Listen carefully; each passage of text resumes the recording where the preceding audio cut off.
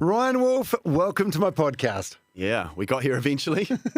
Well, I was going back through our DMs and you first messaged me in April 2022 about being a podcast guest. Wow, was it that long ago? And so this was at the beginning of my podcast journey and pretty much the beginning of yours as well. We started sort of similar times. Yep, I would have been about 5-6 months in at that point, yeah. Yeah, and my God, you've done so well since then. So you're New Zealand's top true crime podcaster.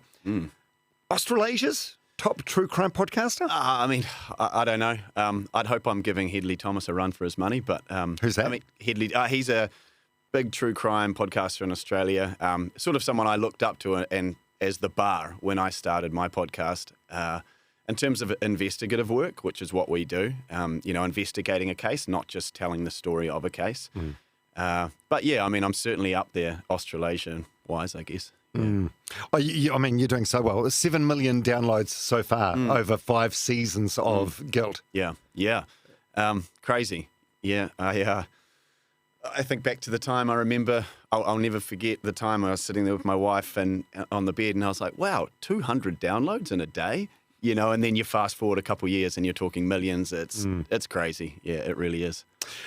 Yeah, there's a lot to unpack with the Ryan Wolf and the Guilt journey so far. And I mentioned on Instagram you were coming on the podcast and there was so many fan questions. Right. Yeah. So I feel like there's going to be two sorts of people listening. The majority will probably be fans of Guilt and your work. Maybe thirsty women who like your voice. And then there'll be people that maybe have no idea who you are. So who is Ryan Wolf and what is Guilt? Yeah, so...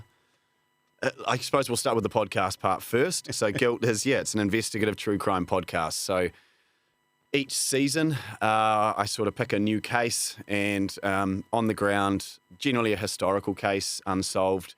And then I go on the ground to the place, wherever it took place. Like my first season was in Aotearoa in New Zealand. And you start speaking to everyone and go through all the witnesses and, sort of try and solve the case, I guess. And that's the podcast. And I take people on that journey. When I try to describe it to people that don't know sort of what an investigative true crime podcast is, I sort of say it's like those Netflix documentaries you watch, but except it's audio. Each episode follows on, and one season could be 25 episodes long. And it just follows my journey. I take people along on that ride, down the rabbit holes, sometimes that are successful, some that aren't. And so that's it in a nutshell. And then me... Yeah, I mean, I'm the host, the guy that makes it, and it's pretty much a one-man band. Started it, like you said, around the time you did, November 2021. I've got a background in law, did my law degree in Waikato and my professional studies there as well, like a bar exam back in 2014. But I never actually practiced law, but it was a great sort of background to have, I guess, for this. And I like to say, I guess I'm a bit of an accidental journalist. I didn't set out to do this. This is just sort of the way things happened, I guess. So you got the law degree, then you dabbled in a bit of acting. Did you want to be an actor? It's funny. If I went right back to school, I was always doing drama and that kind of thing. And you never really think about these things as like a serious career. And at some point, I think, do you remember when Spartacus, the first show, was being made? I don't know how long ago that was, 10 years, 12 years ago. And I had the opportunity to audition for that. I did a stunt course and ended up that's where I actually met Art Green on there. He was on there at the same time as me, and we were both doing this sort of, we called ourselves mini stuntmen on there. And I started with that and then ended up doing sort of Shortland Street and a bunch of other different shows. I had a short but busy acting career in New Zealand, I would say. Let's just say my podcast career is more successful. Were you nude on Spartacus? I could have, but no. I was like, no. I think we'll leave some things to the imagination. Because I never really got into Spartacus in a big way, but I just remember it was just obscene amounts of nudity, right? Yeah, I mean, at the time as a young man, I think it was quite exciting to go work on Spartacus, and there were a few closed sets. But that's what it was. It was there was a lot of that kind of stuff on Spartacus. I did mainly stunt sort of stuff, so I wasn't really involved in that. But I was part of sort of one scene, standing in the background kind of thing. But yeah, I kept my clothes on. So what was your connection with Art Green? Was this pre-Bachelor? Yeah, pre-Bachelor. Right, yeah. right. Yeah. So we met on Spartacus, I remember. And Yeah, no, it was cool. And a couple other people, Mitch McClenigan as well. Yeah, we sort of hung out on Spartacus, and then after that, I think Art went to Aussie sort of thing and disappeared for a couple of years. And I remember next thing we knew that, yeah, he was going to be The Bachelor, I think. I can't remember if it was at his birthday or something, told me, but yeah. And then now Art is Art, as we all know. I've got a theory that Art, or not just Art and Matilda, ruined the whole Bachelor franchise in New Zealand because he was so hot and so nice, and she was so hot and so nice, and they're a successful couple. Yeah, and they paved the way for future series, and no one else could match up. The bar was too high. Like, that show peaked in its first season, and then it was all downhill from there. Yeah, season 2, season 3, season 4, everyone's like, oh, The Bachelor's all right, but he's no Art Green. Yeah. Just ruined it. Destroyed the whole franchise. Yeah, well, it certainly seems that way. Yeah. And then, so Shortland Street, you were on 5 episodes of Shortland Street in 2015 as a character called, do you remember your character name? I think it was it Dan Brown, I think? Dan Jackson. Dan Jackson, yeah. You can't even remember the character name. Yeah. I remember when I went in for that, this was right around a time when, you sort of get into acting, and many people probably go through this, where suddenly you get a flurry of things happening at the same time. And, at one point it sort of looked like, this could really go somewhere. I remember going to the audition for Shortland Street for this role, and it was just for a couple weeks, 5 episodes or whatever it is. And I remember them saying, like, this is only a small role. Are you sure you want to take this? Kind of almost implying, like, hang around and we might be able to give you something bigger if you hang on, a bit longer. But I was hungry at that time, and I just wanted to sort of get out there and do something, so I did it. Yeah, it was cool. It's a different vibe to other shows I've done. Shortland Street is very sort of like, everything happens very quick. A couple takes at it, moving on. But yeah, that was a bit of fun. Yeah, I can't remember what year that was now, but 2015, according to IMDb. Oh, yeah. Well, there you go, 2015. But yeah, good times. Who was Dan Jackson? Was it a memorable character or? Yeah, I guess so. So he was Grace's boyfriend in the show. He came on. I think he was an IT guy or something like that, and then I was seeing Grace's character, but then it turned out I had a wife on the side, sort of thing. So I wasn't a great character in the show. But yeah, not much to him really. Bit of a skullduggerous character, I guess. So it seems like you were like poking around in a few bits and pieces. So you got your law degree, but it sounds like you didn't necessarily want to implement it and go down that path straight away. So you're doing a bit of acting. You were telling me just before we went to the studio today that you were mining some cryptocurrency for a while. Like, what would you be doing now if the podcast didn't come along? Yeah, so how many years ago now? Probably about 7 years ago, me and my now wife started sort of a property journey. And we didn't really have a lot of money, I remember at the time, use our KiwiSaver and stuff. And we bought a section and relocated a house. We had a house that we got for free, like an old...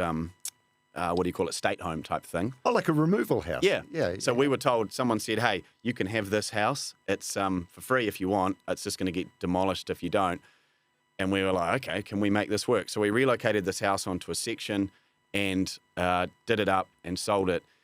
And then that started a sort of run for the next 6-7 years. That's what we were doing. And that sort of gave me the freedom, I guess, to start the podcast as well. Because as you'll know, there's so much time goes into these things.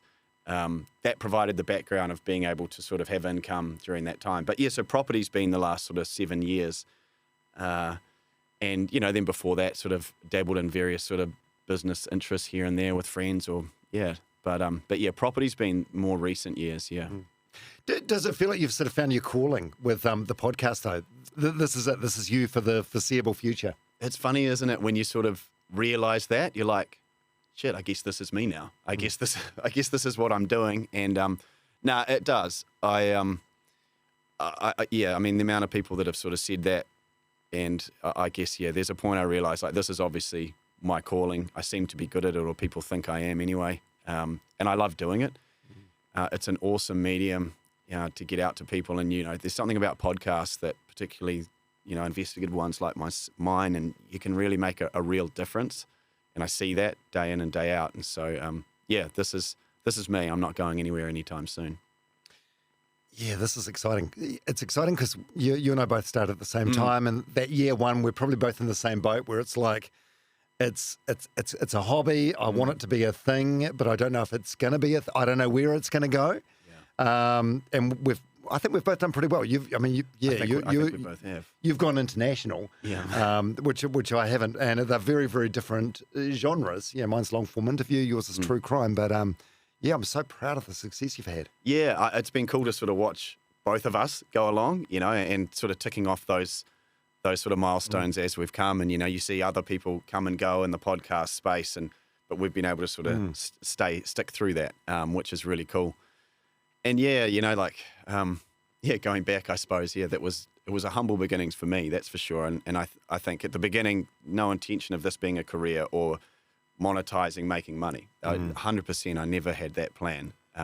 So to be sitting here now talking to you and the position the podcast is in is awesome. Yeah. And both of us entirely independent as well. Yeah. And there's a badge of honour with that. Actually, you're going back through our old text exchange on Instagram.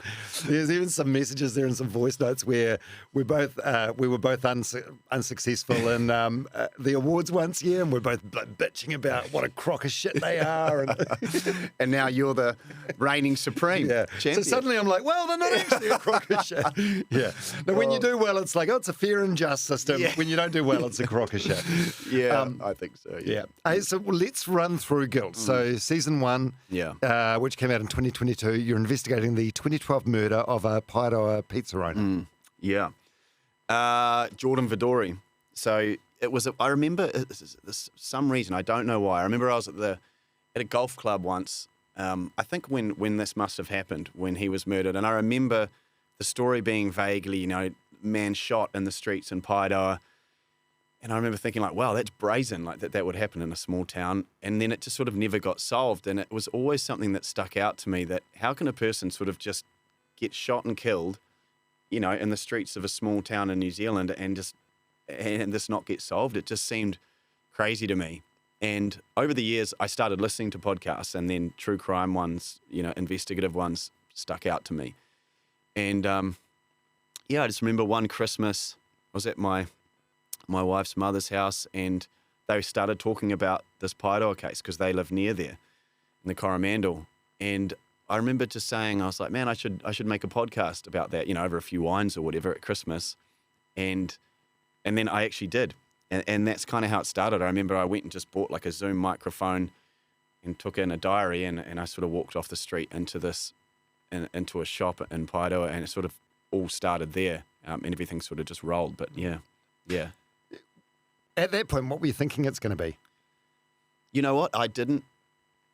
It's weird. I genuinely had no plan. I didn't care about downloads or anything. I just sort of thought, I wonder if I can solve this case. I was just interested in whether locals were listening to it. I thought I needed locals to listen to it in order to help my investigation.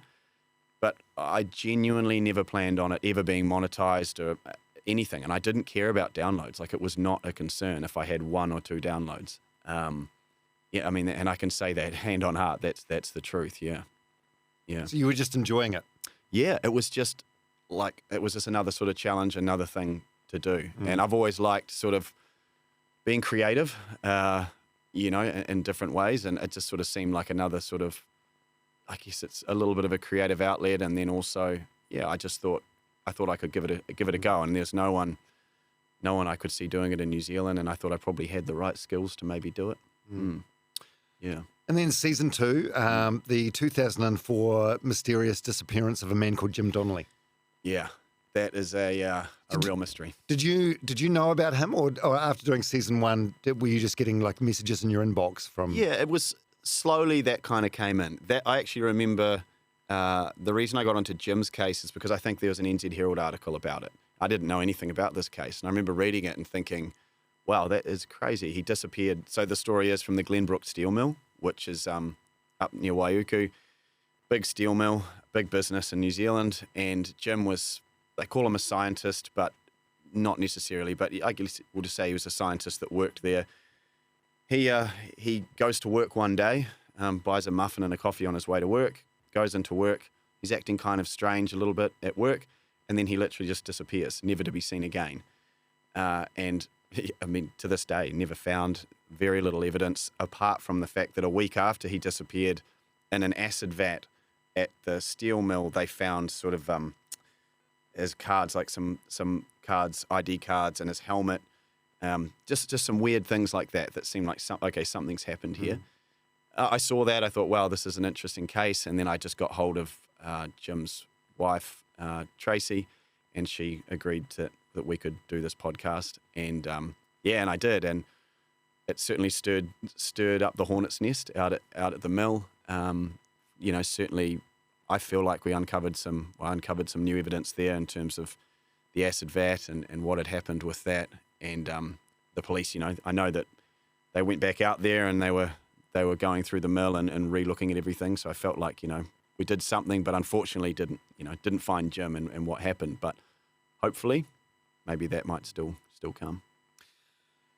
Yeah, I suppose with this sort of podcast, there doesn't necessarily need to be a conclusion. Ideally, you'd want some conclusion, but I suppose it's about the journey rather than the destination. Yeah, and I mean, that's the thing with this type of podcast, I mean, I suppose it's setting that expectation at the beginning. It's like, I learned this actually on my first case. You sort of go out there thinking like, I'm going to solve this case.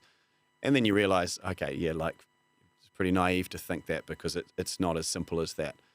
And so it's setting that expectation that when people listen, it's not just about that. There's not necessarily going to be a clean finish to this. It's partly as well, I think the podcast has become a way to provide exposure to cases that don't have it or maybe need it. But yeah, I mean, I think that's part of the thing. This is not going to be in a neat, tidy bow like a package. This is just my story of the work that I've done on this, investigating the case. But I think people like that sort of run and gun sort of style, I guess. It's not overly produced too much. Yeah, you mentioned before Jim Donnelly's wife, Tracy. Is it important for you to reach out to the family first and make sure they've got buy-in before you... Yeah, so when I first started with Jordan's case, initially I sort of didn't do that. As I started working on it, then I did. And then I sort of realized once I started working with his brother and the family, I realized how important that was to the story. And from then on, every time I've always involved the family to a degree. And at this stage where I am now, I wouldn't take on a case without a family's cooperation and wanting to be involved because you need that as part of it. I think it's really important. It adds an element to the story, which is partly as well telling the story of the person, the victim, like they're not just a victim. They're a person with a real story, with a real family that cares, that sometimes gets forgotten about, and eventually it's just a story in the newspaper, for me, working with the family is the utmost importance. Yeah, and I suppose once you've got the buy-in from the family, like you've just got this thing in your heart where downloads aside, results, analytics aside, that you've got to do right by the family. Yeah. It keeps you accountable to that, and I mean, that is the most important thing. And it's probably something that people don't see. It's, they hear the podcast and they might hear how an episode is, but, they don't know all the background factors going on. And of course, I always try to think I don't want to make more victims out of doing a story than there already are, with a family. I don't want to run them through a gauntlet of crap that they don't need to. And there's so many factors that come into it. Yeah. It's a big responsibility, eh? And it is. You're telling this person's story and their story. The family's already been through enough. And I don't want to be, it's almost like, one of those, those lawyers that waits at the end of the ambulance, like I don't want to be one of those journalists just looking. Oh, ambulance chasers. Yeah, like an ambulance chasing journalist, right? Like I'm here for the right reasons, not just to try and get downloads. That is totally secondary to me. And I take on cases, most journalists tend to target cases, like maybe a young female victim and hit these demographics, whereas I've not done that. I just look at a case and I feel like if I connect with it and it needs exposure, then I'll take it on. Like I don't care what it is in order to fit certain demographics, Yeah. Season 3, that was called Finding Heidi, about the 1989 Swedish backpackers murder. Yeah. So who was it? I remember this vaguely. I was in secondary school at the time. Yeah. Yeah, and David Tamahiri was locked up for the murders. Yes. So who was it? Heidi Heidi Parkinen and Urban Hoagland. So Sven Urban Hoagland. So yeah, this is probably the case that, well, Jim's case in this case really sort of got a lot of exposure through my podcast. But yeah, this is one where, you know, I had some contact with Heidi's family, but not a huge amount as opposed to a lot of my other cases. But I really felt like this was a story that was an important New Zealand story. Someone came to me and basically said that, look, like there's some things here that don't quite add up. David Tamahiri's story doesn't make sense, what he's saying. And so we started off looking at this stuff this person presented to me, and I thought, wow, okay, like this is interesting. I'll have a look at this. And yeah, that's ongoing to this day. I'm just thinking how many episodes I've released of that. I mean, there's probably been 30 different episodes, but genuinely uncovered, you know, more of the truth of what happened in this case. That, you know, I believe there was 2 perpetrators involved in these murders. You know, David Tamahiri has always said that he's innocent. You know, I'd say otherwise, but at this stage, he's still a convicted murderer. But his appeal is ongoing, so he's appealing to the Supreme Court right now, and will be in August, and that's sort of his last chance. But I think that podcast and that season brought a lot of new information out that has sort of never been known, and then I've worked with police on things that I can't speak about, but I sort of had to pause that podcast because you sort of get to a point, it's like, okay, we're really dealing with important stuff now, and, you know, more important than downloads and people listening, this is about actually, you know, trying to find this poor girl's remains because, she never got found. So they disappeared in the bush in 1989. in the Coromandel, right? Yep. Yeah. So near Whangamata, Thames sort of area. And so it was, I believe, one of the first, certainly the first murder in New Zealand. I think that it was completely circumstantial evidence. There was no direct evidence, no murder weapon or anything. David Tamahiri was convicted. And so what happened is the police had built a case saying that this all happened in this one particular area and that that David Tamahiri had buried them over near Thames. And then it turned out that a year and a half later, a hunter stumbled across Urban Hoagland's remains over near Whangamata, 70 kilometres away from where the police case said that he should be. And there were elements like the watch and things that didn't align. But, you know, Tamahiri still wasn't let out, but it showed that there's some things that didn't add up here. There's obviously more to this story. And I think when you listen to the podcast, you'll find a lot of those bits that have been missing from the story, you know, are now in there. Yeah, but so they were never, but her body was never found. So the remains of Urban were found, but Heidi's remains were never found. And that was how I set out about that season of the podcast, finding Heidi, as I thought, surely there's probably like some missing piece that might point towards where she could be. And that was sort of always the goal, to find Heidi, not necessarily to find out who did this, but just where she might be. Yeah, and I can't talk too much about where we're at now, but I can say, you know, I feel like closer to finding her now than anyone has ever been. Wow. Yeah, is her family in Sweden still alive? Not her parents, but parts of her family are. You know, and this is the sad thing with these older cases is that, you know, people end up passing away without ever knowing the truth of what happened. And so time is not on your side when you're dealing with these things, and elderly people are passing away.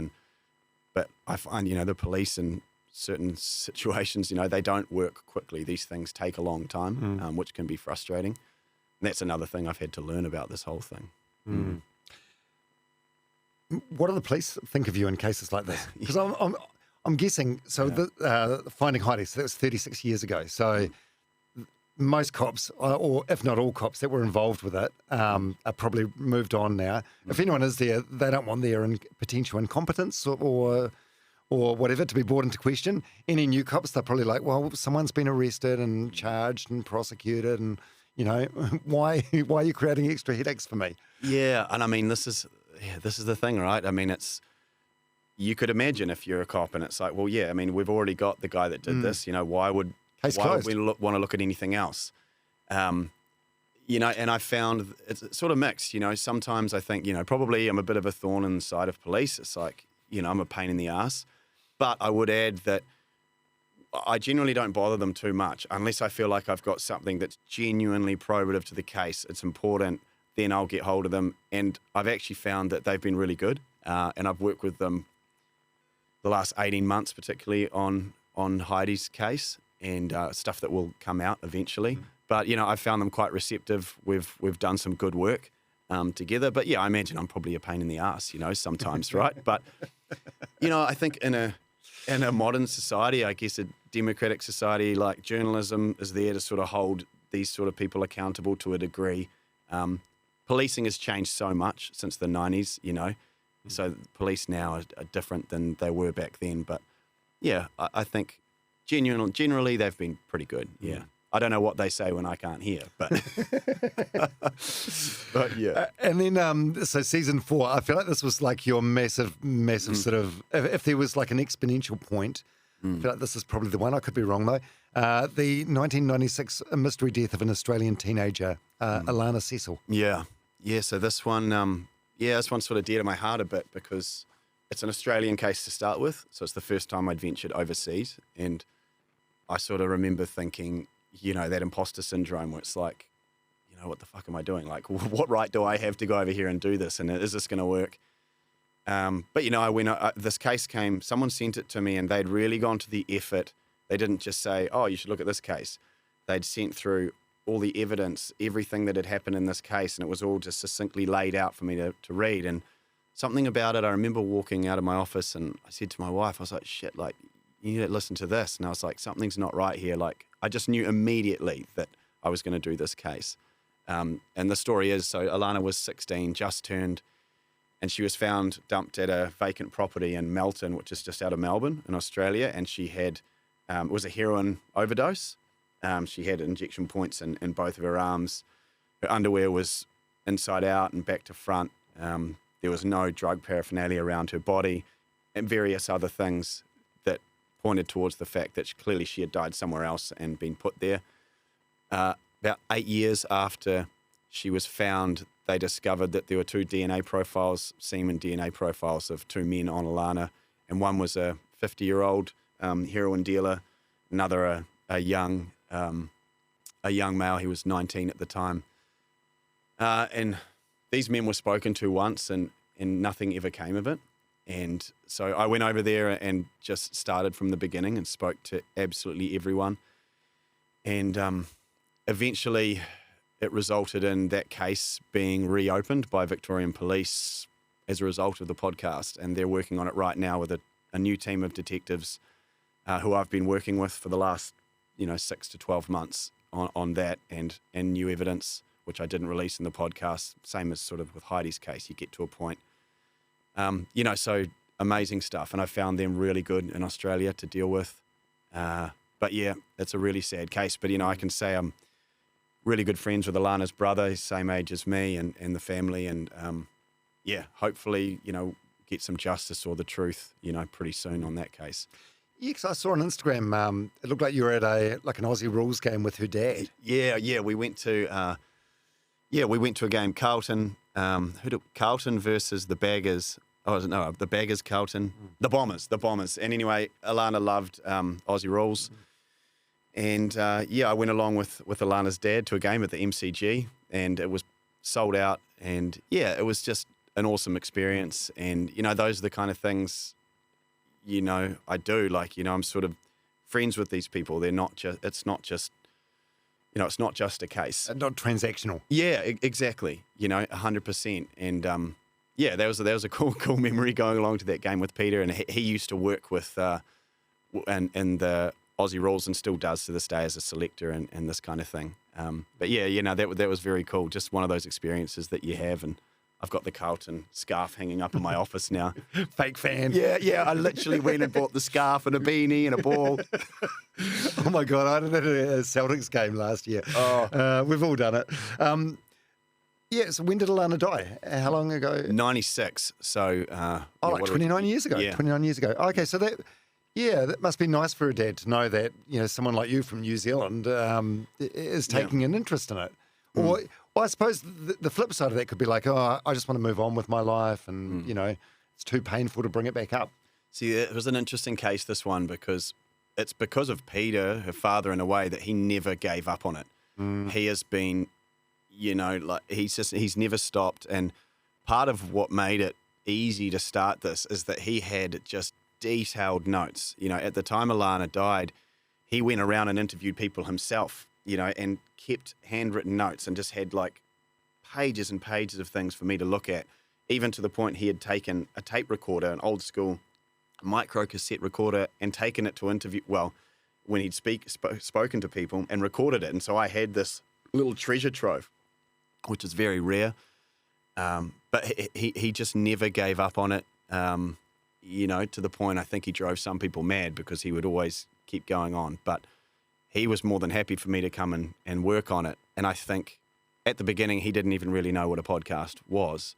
And, I think he had his doubts about how successful it would be. And we even sort of had disagreements over things as it went along because, there's that element that you're trying to obviously work with the family and do what's right. But for me as well, the truth trumps everything, and you can't put blinkers on to the truth. And sometimes truths that you find may be hard to accept. If it's your 15-year-old daughter and she's involved in a world of heroin, and there's some things, that he may have found out that he didn't know.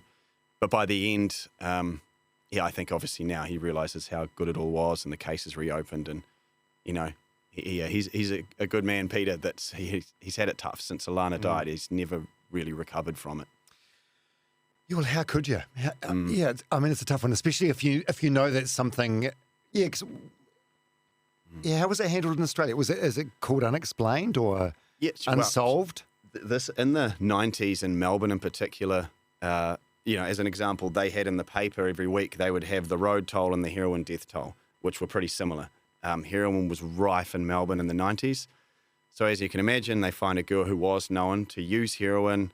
She's dead of a heroin overdose. She's just another overdose. Another junkie. Yep, exactly. And that's just what it was. It was as simple as that. And it was about someone coming along and looking at it from more of an objective angle and saying, okay, well, what about these other things that don't add up here? But yeah, I think at the time, just another heroin overdose, which is, it's tragic, yeah. Yeah, and what did that series do for you personally in terms of like Australian listeners, subscribers, download numbers? Yeah, I mean, in terms of, I suppose for me, probably season 3 was, just going back to what you said before, was the sort of kind of tipping point, I guess, of the podcast taking off. But yeah, then Australia, of course, Melbourne's a big area, a lot of new listeners there.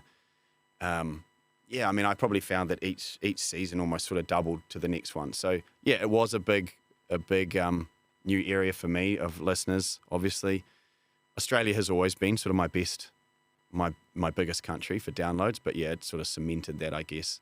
But it felt good for me going over there and being accepted to do this work, and and Australian people were awesome. So that was sort of the biggest win for me, that I felt like I'd gone over there and done this, and it had gone successfully. Oh, so you were already like quite well established in Australia before this? Yeah, so before I even went there, 50% of my listeners were already Australian. And I think that's just true crime podcasts are quite universal, so I already had a big Australian base, and that's why I sort of felt I wanted to sort of give back a little bit. And I was like, they've supported my podcast, I should make the effort and go over there and look at a case in Australia. And which brings us to the current season 5, which is the Northland poisoning of Dave Devan. Dave Devan. Yes. Yeah. Yeah, this is quite recent, I remember hearing about this at the time and seeing a couple of news items and then nothing else. Yeah, 2021. Right. End of 2021. Yeah. This is a really interesting case. It's unlike other cases that you're going to see because as far as the family are concerned, and as far as I know the police are concerned, they have their man. They believe they know who did this, but it's just as they're the proof. But what basically happened was, Dave, someone left 2 bottles of wine in his mailbox. We're talking very rural communities, long driveway, farms and things, and they do a sort of bit of a barter system, like I'll give you a sack of radishes and, you give me some oranges. And someone had put 2 bottles of wine in his mailbox, and he assumed that this was payment for some, thing he might have done. And he drank these, and it turned out one of them had been laced with paraquat, which is a very, very deadly herbicide. 10 mils will kill an adult. But unfortunately for his murderer, Dave didn't die immediately. He lived long enough to say, you need to test that wine because I drank this and that's what happened. And he collapsed. So they did, and they found the chemical. I think he slipped into a coma after 4 days, and there had been a civil case brewing at this time between him and someone else. I'll leave it. You have to listen to the podcast to hear who it is. But a civil case had sort of come to a head where legal action was happening, at that moment, about to happen, just at the time that these wine bottles just sort of conveniently showed up. And part of why I took this one on is because the family basically wanted the media to sort of tell the truth about the situation, that to them it's not a whodunit. They believe that they know who did this. They want people to know the truth of the situation. But yeah, it's a sad case. Dave was a really nice guy. It's just all around a very sad case, but a very strange one. Poisonings are very rare. God, yeah, especially in New Zealand. I mean, there's the mushroom case in Australia. I don't know what's happened with that one. Oh, that's right. Yeah, the religious lady that went and cooked dinner for the whole family and everyone got poisoned. Yeah, I mean, I don't know what's going on with that case, whether she's been convicted or not. But poisoning cases are rare. Yeah. And it just seemed like in this one, I was like, what's happening with this? Nothing's happening. It's just sort of dead as a doornail at the moment. So it's one of those ones that I feel that a big part of my responsibility is just exposure, just making sure that everything that happened in this case is known. It's one of those ones you don't necessarily come into it and think, I'm going to solve this. It's just getting it out there so that people know, and then hopefully someone might come forward. And I think that's, the tide's coming in for some people at the moment. Yeah, how hard can it be? It's a tiny, tiny community, right, in the far north, a population of 150 or something like that. So is it lazy policing? What is it?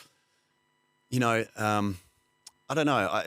Certainly a couple of things that I've sort of found when I've been up there, I've sort of raised my eyebrows and thought, you didn't look into this, the direct neighbour of Dave, I knock on their door and it turns out he had called them and said, did you leave these bottles of wine in my mailbox? And when I asked them, when you told the police, and they're like, we never spoke to the police. And I couldn't believe that. I was like, what, the police never interviewed you? They never came and saw you? No. And I found that surprising. But yeah, I don't know. I don't want to, I don't know what they may have on the case that they haven't talked about, but I believe based on what's out there that there's a circumstantial case there that could be brought, but I'm not a police prosecutor, but Yeah, maybe the police know, but there's a lack of evidence. But it just seems odd. Someone that knows nothing about policing, but a small community like that, it's not hard to interview every single person in town. Yeah, I think I pretty much have. Yeah, it didn't take long. I just went down to the, I remember I was trying to find this one. It's funny though, these communities, because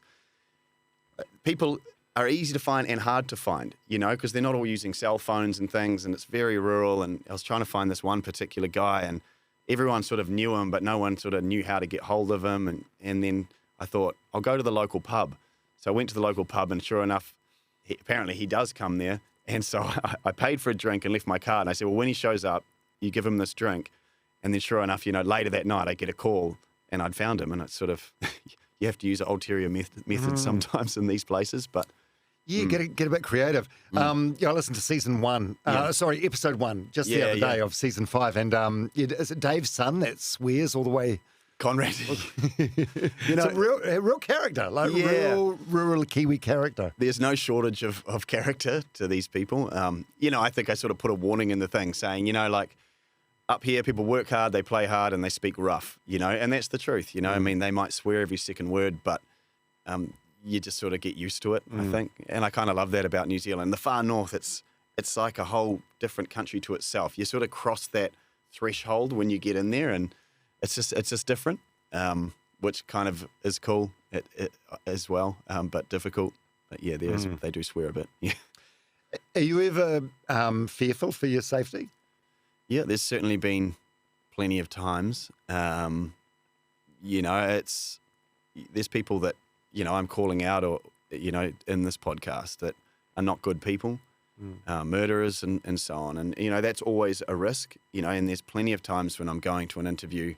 I mean, say on Alana's case, for example, and I was trying to chase down this heroin dealer that was a big time heroin dealer, and I couldn't get hold of him, and I found out that he was playing in this poker night. And so I went along pretending to be a poker player to try and find this guy, and I just knew what he looked like. I ended up sitting at this poker game, and he sat down right fucking next to me, and I was like, shit, this is the guy. And I remember that night, and I'm playing poker, and then he's doing well, and I'm like, shit, well, I need to stay in and keep doing well. And in the end, when he left, I had to follow him out to this area of this bar where it was all dark, and there was no one out there. It was completely closed, and he was in the corner, and I remember having to go and tap him on the shoulder, and I was like, are you Theo Kumis? And turns around, yeah. And then I was like, can I speak to you, blah, blah, blah. And you don't really know who these people are, and I know that he's connected, heroin dealer and so on. I remember after that confrontation, I didn't walk straight back to my accommodation. I sort of, Took a roundabout route. yeah, like you start to think about these things. Yeah, and I don't know, but honestly, the thing that comes to my head is when I do second guess and think, shit, should I be doing this? I think, well, if I don't do it, who's going to? Someone needs to do it, and if I walk away, then it's over. And so that's normally what gets me to cross that line. So, things like that, is it a calculated risk, or do you just get caught up in sort of like microphone fever or something? Yeah, I mean, I don't know. I think it's more a calculated risk. Nothing's bad. Nothing bad has happened yet. Not yet, but and then there's the thing. Like eventually, something probably will. I mean, I've had some freaky moments before where I've walked out. I mean, there's been those moments where I'm just like, fuck, this is crazy. But yeah, nothing bad has happened yet. Nothing bad actually, but have you had people like messaging you maybe anonymously saying I'd watch my back if I was... yeah, totally. Yeah, people totally. Oh, really? Yeah. Yeah. I mean, people saying they want to kill me and stuff for sure. But I mean, in person, I haven't sort of been like ambushed or anything as yet. But yeah, I mean, people like a main suspect and one of them, calling me and messaging me basically, threatening me and my family and so on. Well, that's not great. No, it's not great. And that's sort of that's kind of part of the reality. And I remember thinking, like you can't expect to sort of keep kicking the bee's nest and not expect something to come out at some point. It's just sort of part of it. But I think you could ask any investigative journalist, and they're going to tell you that that's just part of the job, really. If you don't want that, don't do the job. Yeah, I've noticed. You've used the phrase journalist or like a few times, and you're not actually a journalist. No, I'm not. The actual journalists in New Zealand, I think they sit and stuff and go through people's like Art Green's Instagram and turn a story into that. So you are actually probably more of a journalist than a lot of the journalists. Yeah, I mean it's like I said, like I'm an accidental journalist, and I say in the podcast, like I'm not actually a journalist, but when I call someone up, it's easier to say I'm a journalist to explain what I do than to go in some roundabout way. I mean, it's weird. I actually, I think of myself more as like an investigator or a storyteller, not a journalist so much. But I guess I am. People always say like, look, Ryan, you are at the end of the day. Don't feel bad saying it. But, I'm not really. You're even worse. You're a lawyer. Yeah. Yeah. Has the law degree sort of come in handy? I think, the thing with law is it's one of these things where it's like probably like being a GP, like just because you're a lawyer doesn't mean you know all the law. But what it means is you understand the framework and you understand how to find information. And it's that way you can like analytically look at a situation and know your gut feeling. I can look at anything and know gut feeling, is this legally, am I okay doing this or am I too far? And I think that's where it's helpful. Every time I'm releasing episodes or whatever, and you're naming people or, defamation, things like this are important, and that's, I think, where it comes in is knowing, okay, how would this be interpreted by the courts? What's the sort of precedent in this situation? And that's a lot of what it comes to, so it's certainly, just that background, general knowledge. Yeah. Do you get the content run through like a legal team before you publish it or, just you? Right. Yeah. Right. Yeah. Oh, I do have, so I might have like, some other sort of good journalist friends or lawyer friends that maybe are more active just for a second opinion. Like, do you think this will be okay? But generally I just go myself with what I feel. You just have to be careful and and I'm not out there to slander anyone with bullshit. It has to be serious before I'm going to say it. Yeah. Oh, that's interesting. Yeah, I thought you might have like a lawyer that specialises in defamation or something that you run everything through. No. Oh, shit. No. You truly are like a one-man band. Yeah, pretty much. So you're doing all the research, all the groundwork, everything. Yeah, more or less. I mean, I think that's where sort of the podcast started. It was just me, very sort of small, and now as it's grown, I've sort of got to the point, maybe it's time to start bringing other people on to help. But basically, yeah, it's a one-man band. I kind of like that, though. It means that the workflow from, interviewing someone to actually making a podcast is very linear. It's just me, having to do everything. I don't have to wait for anyone else. But yeah, has its pros and its cons. But certainly sometimes in hindsight, I think I probably should have got someone to check that or... It's been all right so far. 5 seasons. It's gone okay. Yeah, just going back to what we were talking about before about the the personal risk and stuff like that. So you're a dad. You're married. You've got a couple of young kids. What does your wife think about it? Yeah, do you shield her from a lot of the stuff, or do you tell her everything that's going on? Yeah, it's one of those things, where she, I'm always thinking about something in the back of my head. If I'm making the dishes or doing anything, and she might think I'm grumpy or something at a certain time. And it's like, because there's probably something I'm just not even telling her about, because I'd rather you just don't even worry about that. But, I remember at a time when things were getting particularly hairy, season 3, I was releasing big episodes. We literally packed all of our stuff and left home for like 2 weeks and stayed at an Airbnb somewhere where no one knew where we were, just to be safe, and I remember buying actually... Wait, is that a precautionary measure or because there'd been some threat? There had been threat, but then, it's kind of a both. Precautionary, you don't know what's going to happen, but there had been threat at that point by, a very dangerous man. People that know the podcast will probably know who I'm talking about, but, just to be cautious because you don't know who might know where you live or something and has passed that on. New Zealand is a very small country. On another occasion, I remember I was going away somewhere and I bought my wife a gun, like an air pistol, like a decent powered sort of slug gun. And that was just to keep at the door. I was like, if the wrong person comes, just use this sort of thing. You just, so things have got to that point before. But she's pretty good. You know what? Like she's actually... She must be. Yeah. To be perfectly honest, like she's more, she worries less about it than I do. And yeah, she really does. I'll be like, thinking about this. She's like, it'll be right. It's all good. Yeah. Oh my God. Because I had a Headhunters gang member on my podcast last year. And I was in my home studio at that point, and my girlfriend was like, I don't know if I feel good about having like a gang member in the house. And that night we were sitting watching something on Netflix, and there was a motorbike that went past and backfired. She was like peering through the curtain. That's long story short, that's how PodLab came about. I was no longer allowed to work at home. Right. Anymore. Silver lining then.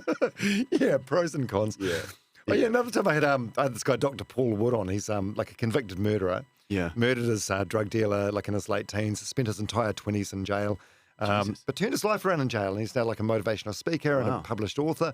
I said to Ash, I've got a murderer coming around today for a podcast. She's like, is there going to be anyone else in the house? Yeah. Oh, your partner seems Yeah. Yeah. No, she's very she's very good with that side of things. Yeah. So when you moved out of your house into an Airbnb, was it someone saying like, I'd watch my back if I was you, or was it something more it's intimidating than that? Well, it's all of that kind of stuff. But it was a series of, I released a bunch of episodes at once that were just very important and named people and so on. And and there'd been sort of like slightly escalating threats kind of, and people saying, certain people, you shouldn't release this, you shouldn't do that, you should watch your fucking back kind of thing. That kind of stuff.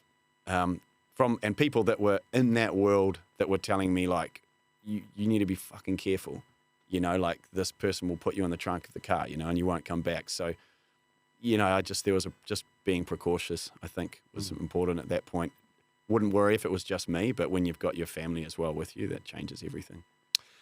What about a different sort of intimidation, legal intimidation, like cease and desists or No, threatening legal letters? Oh, the amount of people that say they'll verbally say something, but I know that I'm like, sweet, I'll see you in court then, because I know I'm fine. And I've never ever had anyone actually take any legal proceedings, and I don't think anyone's really had any grounds to. But yeah, no, I haven't had that. Lots of people say things, but yeah, I've never had anyone actually do that. Yeah, what are the this might be hard for you to answer, but the biggest lessons between, say, season 1 and now? So it's been quite a journey you've been on the last, 3.5 years? Yeah. The biggest lessons, I mean, I suppose that one I sort of alluded to earlier, which is that, understanding that you're not just going in there to try and solve a case. Like, don't be so naive, If it was that simple, in many cases, the police would have probably already done it, but there's probably elements you're not aware of. So it's sort of knowing at the beginning what you're going in, what this is going to be, and trying to understand my role. In terms of I've learned a lot going through just about interview technique, how you deal with people, let people speak, don't speak too much, just things like this that you don't sort of specifically think about, but you just sort of subliminally learn, I think, as you go on. Like, shit, you've spent your whole career interviewing people, If you went back to Dom Harvey on day one to now, I mean, you learn a lot. I think it's sort of that stuff that I've learned along the way. And then obviously trying to improve production quality where I can. But, I used my that same recorder that did me for the first 3 years. I only recently bought a new one. Those are probably just the main things. Just technique. Just technique, just those little things like that. And have you got quite good at learning what's going to be a waste of time in terms of content? Like how much of, so say you record 20 hours, how much of that actually gets used?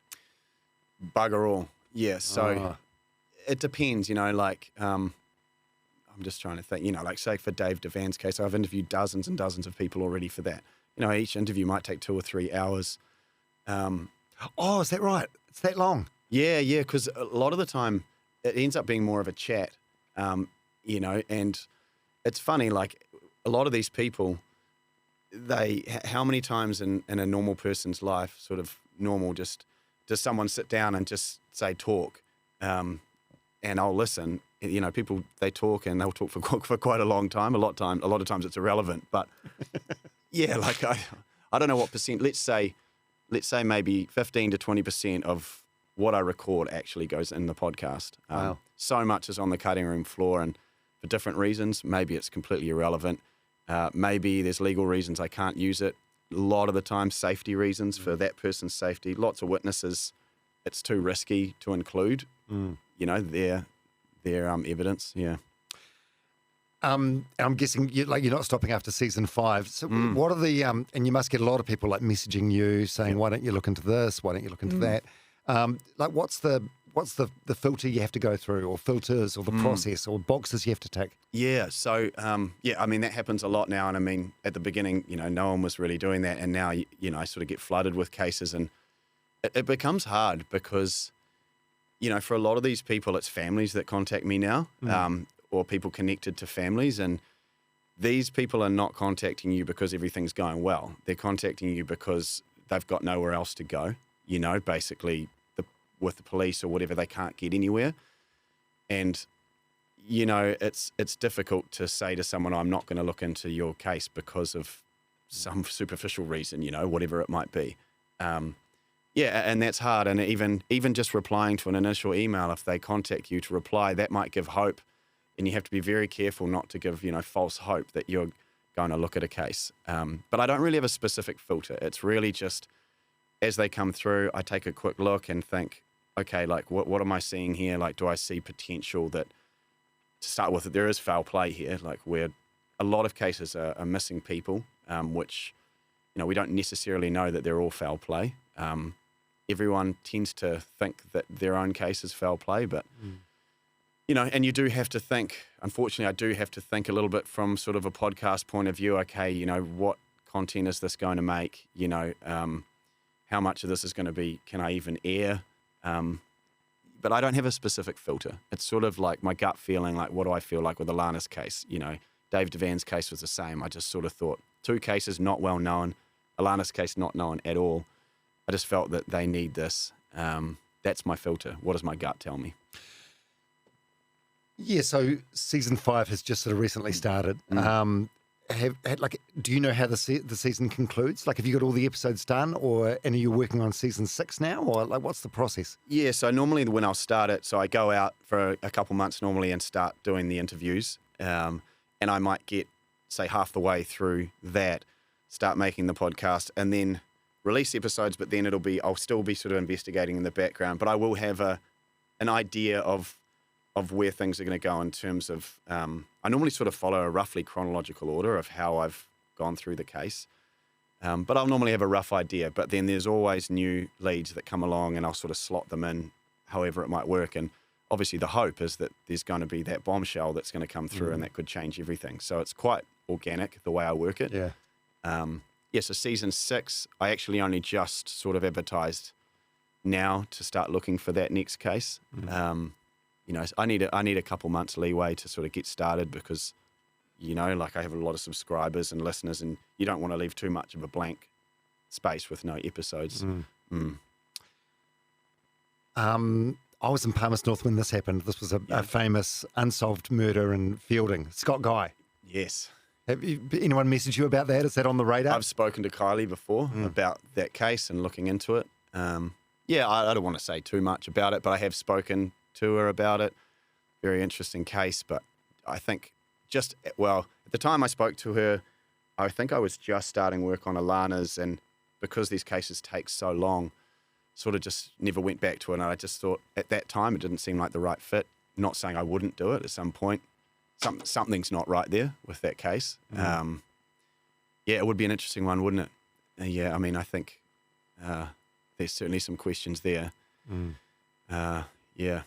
It kind of reminds me of Dave Devan's case a little bit. I mean, whether this is this a family-related thing or is this something bigger? I don't know. How much of what you do is, and maybe there's a percentage on each of these, how much of it is entertainment and how much of it is making a difference? I would like to say that I put making a difference before entertainment, and this is sometimes to my detriment. You release an episode and you'll get the comments like, oh, this guy's boring, he talks too slow or whatever. And I'm sort of like, this is the best friend of the guy that died. Like, we need to hear from him. I know he might not sound as articulate as what you want. I know, but and for me, I'm like, well, I'm going to include that, even though I know when I'm editing this, I was like, oh, some people are going to complain about this. And I'm trying to think of the bigger picture here. This is not just about that. I think someone recently commented on my Instagram things or something saying, oh, I can't get into this season or blah, blah, blah. And I was just like, sweet, don't listen. It's easy. No one's forcing you to, think about the bigger picture here about what's going on. So I always like to think, and I say this, it's investigation first, podcast second. I investigate it, and then I think, right, how can I succinctly put this into a podcast that balances entertainment, which is obviously important, but then also gets the story across right for all the parties involved. So it is a balancing act. Who's your audience? Is it like mainly women? Women love true crime, eh? Yeah. And you got a nice voice as well. It's weird. I've had males message me before, and that my voice puts them to sleep at night. So it's maybe a bit of ASMR. I don't know, but I think my main demographic is woman aged maybe 30 to 55, but it's a real wide range. But I guess my main demographic is woman, maybe 60%. Yeah. Yeah, and what do you hope they take away from each of the series? Do you know, the most important thing to me is always that my listeners connect with the story and the people involved. I want them, and I say this, I want them to care about the person. That's important. If they don't care about the person that this podcast is about, then I've not done my job right. I feel like that's got to be done on episode 1, right? Well, you can't do it all on episode 1. But you can make a start. But it requires the whole scope of talking to friends and learning so much about them, all the little things. And that's the biggest thing I hope I take away is that, if the case isn't solved at least there's all these people out there now, hundreds of thousands of people that care about this person. And, the amount of messages I get and the family will get positive messages, like that's the sort of heartwarming stuff. And it's like the silver lining to this kind of thing. So, yeah, I want people to care. That's my goal. Yeah. It's such a crowded genre, the true crime. Why does guilt stand out so much? I wish I could tell you. What makes you so much better than anyone else? Yeah. No, I think probably the closest thing you've had to a competitor is probably like Stuff and some of the stuff they've done. Like the Black Hands series was phenomenal, but that's a massive, massive, well-resourced beast. Yeah, I mean, like, I don't know. Like, I was listening to your the last guest JJ was talking to. It's sort of like I kind of knew when I listened back. I finished my first episode I'd ever done, and I remember sitting down with a beer on the couch. I was like, let's listen to it. And I thought, shit, like that actually sounds quite good. Like I think I might have something here. But I don't know what I don't know what it is. I guess it's lots of things. I started doing this in New Zealand. There was obviously Stuff doing fantastic podcasts, right? Like, but standalone podcasts, no one in New Zealand and not many in Australasia were doing ongoing season by season investigative work. And I think when you do this, you build a supportive, loyal sort of fan base. When you've got standalone podcasts, it's fantastic, but you start from scratch every time. Whereas, like we have listeners that listen every week and you sort of grow that. I don't know what my sort of key is. People say, I think that I give the victims a voice. Empathy. I don't know. Yeah, you'd have to look through. Oh, it's incredible storytelling. Like especially also just hearing the process that goes in and about these 3-hour interviews. So you would just have to pluck a figure out of thin air here. But say each 1-hour episode, how many hours behind the scenes would go into that? Yeah, so I've sort of thought. I think that for every minute that you hear in the podcast, I think there's about an hour of time that's gone into either an interview or editing or anything. So say for a 50-minute episode, there's probably 50 hours of work that's gone into that. I think that would be a rough idea. Sometimes more, sometimes less, But overall for a season, I work for weeks on end when I go and start working on a season. Say like Alana's case, I go over and I book accommodation for 3 weeks or whatever, and it's non-stop from the morning till night, interviewing, traveling around, and it's a lot of hours. And then I come home and put it together in my editing suite. But yeah, that's a lot of time. I hear other people talking about how much time it takes them to make their podcast, and I think like, wow, that'd be sweet. And they're talking like it's a lot. Yeah. Well, yeah, it's a lot of work, and as we've established, like you're a one-man band. Is there a way that you can, like outsource moving forward, or make it like a franchise, or hire some journalists to help you, or? Yeah, I'd love to. I'd see a future where I could have a couple other journalists that worked with me, perhaps under the Guilt podcast brand, also working on stories that are being released through the podcast. If there's anyone out there, good journalists that are interested, get hold of me. This is something that I'd like to do. We've got the listeners now. I've got the listeners. The one thing they all ask, they want more content, and I'd love to give them more, but I am a one-man band. But there's things I can do, like, researchers and other people, and hopefully 2025 is the year that I want to sort of learn how to delegate. I'm one of these people that always sort of wants to do things myself. What, because the old saying, if you want something done right, do it yourself? Or? Yeah, I suppose so. Maybe I'm controlling. I don't know. I'm not sure. But yeah, I think I like it. I can do all the, I can perform all the tasks myself, the editing and everything. And yeah, but I think this is the year I need to sort of get some more people involved in order to make that next step and grow and give more content for my audience. I'd love to release 2 episodes a week. That'd be fantastic. But it's not possible for me to do it. Maybe this year we can get there. Yeah. There must be a way you can get some journalists that do some of the dog work for you, or the leg work. Guest wrangling, or I don't know how that would look, but it would allow you. Like I'm thinking on the biggest YouTuber in the world, Mr. Beast, does like a one video every couple of weeks or every month, and he's the central part of all of them, as you are with the Guilt podcast.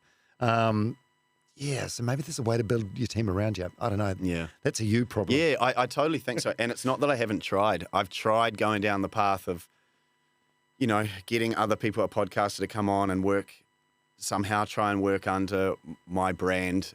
It's good for them and it's good for me, but I just haven't quite figured out a way to make it work yet. I mean, I know it can be done. I mean, there's podcasters around the world that are doing it, companies that can make it work. It's just figuring out how to make it work. But, I want to give more content for my subscribers and listeners, and, I think I'll figure it out. Have you had any other people coming to you saying, I'm thinking about doing a true crime podcast. What sort of advice can you give me? I've had a couple. Yeah. What do you say?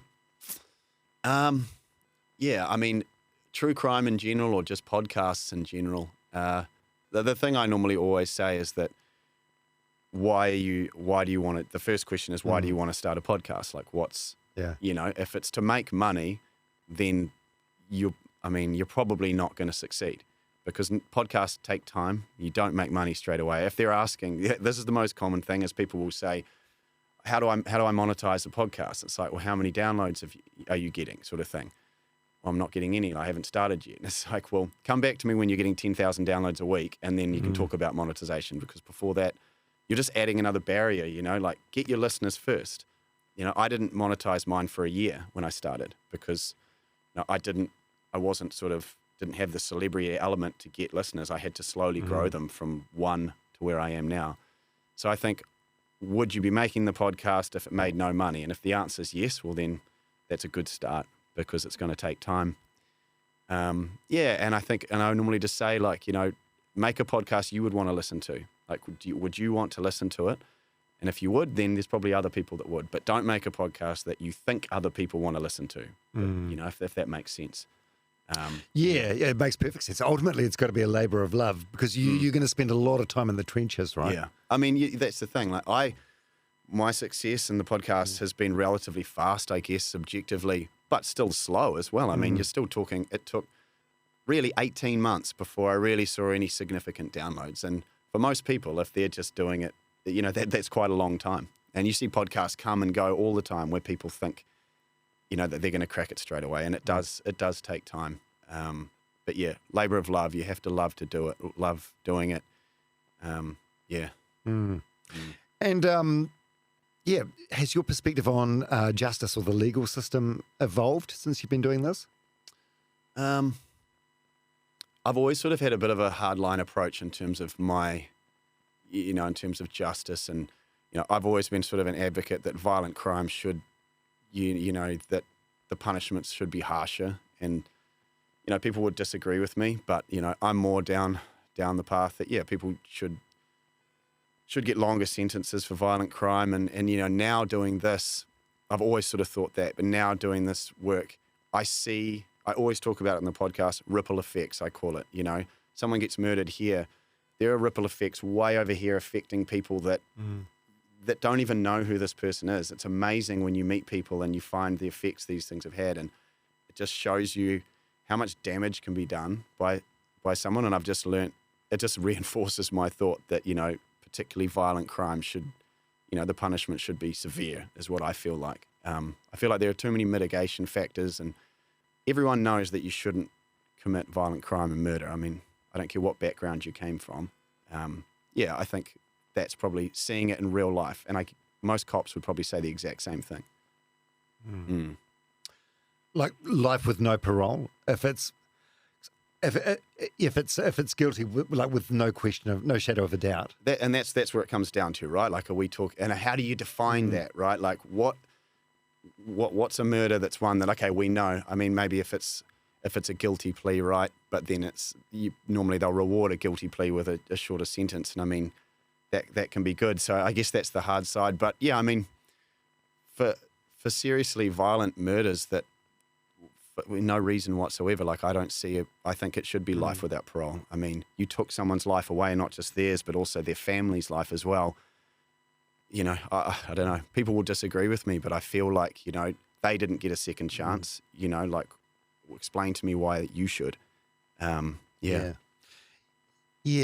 Different situations, right? But I had a guest on the podcast a couple of months ago called Mark Longley, and his daughter was strangled to death by her boyfriend in the UK in 2011. Wow. And we talked about this, and he said at the time, the sentence felt good. I think it was like 15, 16 years without parole. Yeah. He said it felt good. I didn't have to worry about it for 15, 16 years. And he goes, now here we're sitting here, and it's a couple of years away, and I know it's something I'm going to have to address and think about in the next couple of years. Yeah. So at the time of sentencing, these sentences can seem lengthy, but then, I suppose for the victim, it goes very fucking fast. And at the end of it, their loved one is still not here. Yeah. And is not coming back.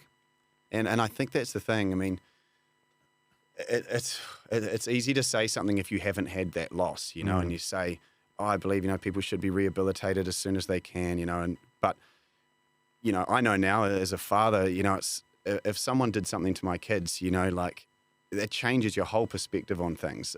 I can't imagine thinking if someone murdered one of my children that in 10 years' time with good behavior, they'll be walking the streets down at Starbucks and I might run into them. I mean, how is that fair? I don't understand that, in 10 years or 15 years, it's nothing. It's it's a blink of an eye. Yeah. I mentioned on Instagram you were coming. So many questions. If Ryan could investigate any New Zealand cold case, what would it be and why? This is such a common question I get. Like my answer is probably not one that people would like, but the cases that I'm working on, I focus on a lot, but I'm not someone who sort of canvasses a huge area. I suppose, let's say, I would love to actually go back over the David Bain case from the very beginning. And I know it's been done. Black Hands, great podcast, and wasn't an investigative one necessarily, but, that would be interesting to go back over it again now. I remember when I was at law school, that was a case we did talk about at the time. Very interesting case. That's one of those ones that sort of resonates with you. And, I suppose that would probably be one. People always ask me about Ben and Olivia. And I ran into a witness in one of my cases that had some interesting information potentially on that case. But just to extend on that answer, I sort of got to a point where I felt like I should use the massive sort of exposure from the podcast now to help cases that don't have exposure. Some of these cases have already had all the exposure they need, and I feel like I should focus on cases that are a bit more unknown and maybe need the help. But yeah, I suppose if I was gonna choose one, probably the David Bain case, I guess, because it's just very interesting. Yeah. Yeah, that Black Hands was really good. It was brilliant. Yeah, very well done. But again, comparing it to you, it's like David versus Goliath. It's like Fairfax is a massive, massive media company with incredible resources, whereas you're just a dude with egg cartons on the wall in the spare room turned into a... I had to eat a lot of eggs. But they work. It works. Yeah, but, it's soundproofing, by the way, for anyone that's curious. I actually think that Black Hands was the first podcast I listened to. Me and my wife listened to it, on our phone in bed. Wow, this is really cool. A great podcast. But yeah, to go back and really investigate that case, if you could get access to the files and everything, that would be very interesting. Yeah. How has Ryan's confidence grown with cold calling and door knocking from season 1 to now? Yeah, a lot. I think it comes sort of to that imposter syndrome thing, because at the beginning, you're thinking like, what the fuck am I doing? Why would you give me the time? Yeah. Why would they even talk to me, But then over time, eventually you accept that, no, this is my job. And now it's no problem whatsoever. I can talk to anyone, anywhere, knock on any door, do anything, like follow a person through a bar and tap them on the shoulder, So just night and day, the difference between the beginning to now. Yeah. Does he ever have local police contact him after some of the info he digs up? Or is it more you contacting them? It tends to be more me contacting them. Like, I know that they listen to the podcast, but it tends to be more me. If I come across something that's like really probative, I'll be like, okay, I'll get hold of them. So not specifically. Yeah, I suppose Yeah, they're under-resourced. The last thing they need is they're not going out looking for work, are they? Necessarily. But to go back, for them as well, it's probably interesting. And I mean, I don't want to speak for the police, but for them, they might get to hear some of these witnesses who they've spoken to. And the police always say the same thing to me, that people are more likely to be honest and tell me more than they will to them, because the ramifications of talking to the police, anyone who knows who's had to give a statement and so on, it's scary, and that court proceedings could follow. It's different to just speaking to me. I know in Jim Donnelly's case, I did interview a cop in that case, but they never spoke to me. But I heard from people at the mill that as the podcast was going on, the police, I don't want to say raided, but they went out there. They'd been listening, and they went out there to check all these things. So they don't necessarily come directly to me, but they do follow it up. Yeah, well, I suppose the senior sergeant or district commander or whoever, they realise that there's some heat on them, or a spotlight, or some pressure. Yeah, or maybe, they're hearing something from a different angle, or something that they hadn't heard before, and they're like, shit, okay, we need to look at that. In Jim's case, I think it was to do with these acid vats. Now, at the time when Jim's, just to sort of sidetrack a little bit, I told you those things were found in the acid, and it was at random. There was a couple credit cards and a couple weird plastic things, and they had always thought, why did someone throw these random things in there? But I got hold of the guy that ran that acid vat, and basically he told me that, well, obviously his whole jacket went in, the jacket dissolved, and the plastic was what was left behind. This was never known by police, because they had always thought that this vat of acid was too weak to dissolve anything. But we tested that hydrochloric acid at that temperature, and it dissolved cotton in a matter of hours. So after that, they went back to the mill. I believe this is what happened, to check and find out the truth of that. I don't know what came of it, but yeah. How does he keep track of everything he's working on? Is it Excel spreadsheets, Post-it notes, crazy string boards like on the movies? I'd like to think you've got photos everywhere with strings and pins. Yeah, I wish I had that. I sort of thought I should set up a mock one of those, just so that if anyone comes around, it looks like that. But it's sort of a combination of everything. I'm a bit of a paper person. I haven't evolved to using these online free-form documents and stuff. I'll generally have a diary, probably like a police officer would, and I keep everything in my diary. At home, whiteboards, my desk, Post-it notes everywhere, piles of paper. And a lot of it up here. It's one of those things, you hear something and I'm like, oh yeah, I know on the floor where it's there, so bit of everything.